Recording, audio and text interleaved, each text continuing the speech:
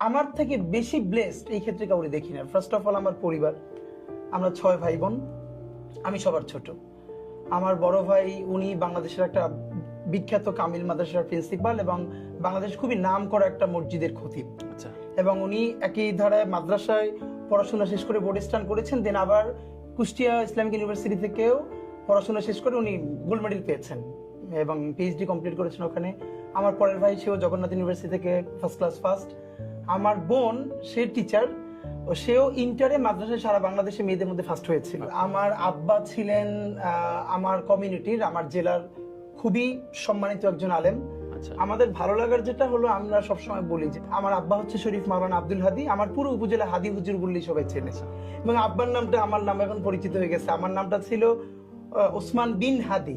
আচ্ছা, তো এই যে সবাই এখন হাদি বলেই আমাকে চেনে, মেনলি হাদি আমার আব্বার নাম। তো এটা আমার জন্য খুব আনন্দেরও। এই জন্য এমনি দেখবেন যে আমার যারা আগে চেনে, আমার ফ্রেন্ডরা ওসমান নামে ডাকে, আর শেষে এখন লাস্ট নেম হিসাবে সবাই হাদি ডাকে।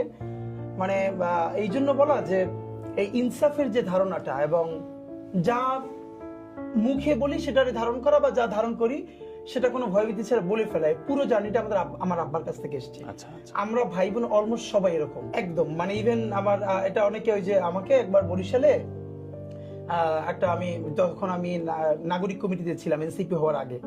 তো বরিশালে একটা প্রোগ্রামে গিয়েছিলাম, আমাকে প্রায় 10 থেকে 12টা নাম্বার থেকে হুমকি দেওয়া হলো। আমার পরিবারের সব মেয়েরা কিন্তু একদমই নিকাব করে, হিজাব করে, আবার প্যারালালি তারা ইউনিভার্সিটিতেও পড়াশোনা করে। মানে সবার জার্নিটা এরকম, যেমন আমার এখনো দুটো ভাগ্নি ঢাকা ইউনিভার্সিটিতে পড়ে, ইন্টার পর্যন্ত মাদ্রাসায় পড়ে, ওরা একদম নিকাব হিজাব করেই যতদূর ভালো করা যায়। তো আমার বোন সেও তো টিচার, তো এইটা আমি সময় লিখছিলাম। তো আমি যখন আমার উপজেলা থেকে বরিশাল শহরে আসছি প্রোগ্রামে, তো সবাই আমাকে বলছিল প্রোগ্রামে না যায়, এরকম থ্রেট। তো আমি বলেছি না, যাবো।